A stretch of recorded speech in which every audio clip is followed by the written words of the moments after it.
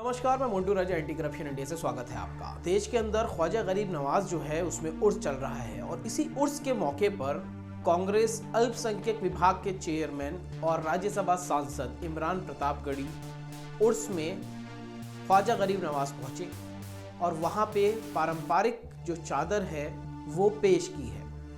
आपको बता दें, देश के अंदर कांग्रेस की तरफ से भारत जोड़ो न्याय यात्रा चल रही है जो मणिपुर से चल रही थी और मणिपुर में इमरान प्रतापगढ़ी साथ थे। उसके बाद ख्वाजा गरीब नवाज पहुंचे हैं, वहां पे चादर पेश की है। उसके बाद उनका कहना है कि दोबारा वो नागालैंड पहुंचेंगे और भारत जोड़ो न्याय यात्रा में शरीक होंगे। इस दौरान प्रेस वार्ता करते हुए इमरान प्रतापगढ़ी ने नरेंद्र मोदी को भी घेरा है। उन्होंने साफ कहा है, बीते 8 महीने से ज्यादा समय हो गया है, मणिपुर जल रहा है, लेकिन अब तक देश के प्रधानमंत्री ने मणिपुर की ओर रुख नहीं किया है। वहीं अगर राहुल गांधी की बात की जाए तो अब राहुल गांधी दूसरी बार मणिपुर पहुंचे हैं। उन्होंने कहा है, चादर पेश करते वक्त उन्होंने तमाम दुआएं करी हैं कि देश के अंदर अमन चैन व्याप्त हो और लोगों में भाईचारा बढ़े, मोहब्बत बढ़े। क्या कुछ कहा है इमरान प्रतापगढ़ी ने, सुनिए। उस परंपरा का निर्वहन करने के लिए मैं आज ख्वाजा की नगरी में उनके उर्स मुबारक पर पारंपरिक चादर लेकर के आया हूँ, इस दुआ के साथ कि मुल्क में अमन, शांति, मोहब्बत, भाईचारा बरकरार रहे और बढ़े और नफरतें कम हों। इस दरबार में आकर के यही दुआ सबसे प्रासंगिक है। देश आगे बढ़े, देश खुशहाल रहे, समाज में भाईचारा रहे, इस दुआ के साथ मैं यहाँ पे आया हुआ हूँ। अभी हम थोड़ी देर में चादर पेश करेंगे 3:30 बजे। और चूंकि भारत जोड़ो न्याय यात्रा चल रही है मैं वहीं मणिपुर से वापस लौटा हूँ और फिर जा करके नागालैंड में यात्रा को ज्वाइन करूंगा।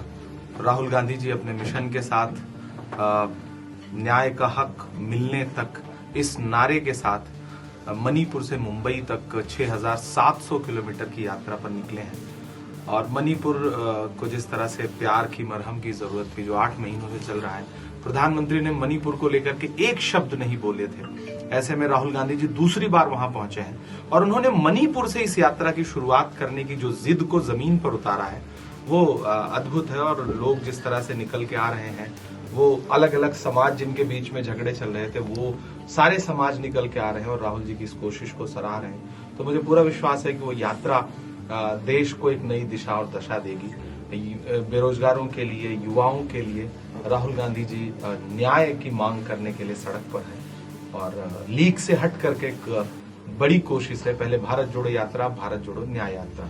तो ये परंपरा निभाह करके फिर मैं वापस लौट जाऊंगा। जैसे कि आपने सुना, राज्यसभा सांसद कांग्रेस इमरान प्रतापगढ़ी ने प्रेस वार्ता कर जवाब दिया है और इस जवाब के साथ साथ अपनी जो उन्होंने बात कही है उसमें नरेंद्र मोदी को भी घेर लिया है, मौजूदा सरकार के ऊपर सवाल भी खड़े कर दिए हैं। तो अब ये जो न्याय यात्रा चल रही है, क्योंकि आने वाले समय में चुनाव भी हैं, इसमें कितना असर डाल पाएगी ये अपने आप में देखने वाली बात होगी। इस पूरी चर्चा पे क्या सोचते हैं, क्या राय रखते हैं, कमेंट द्वारा साझा करें।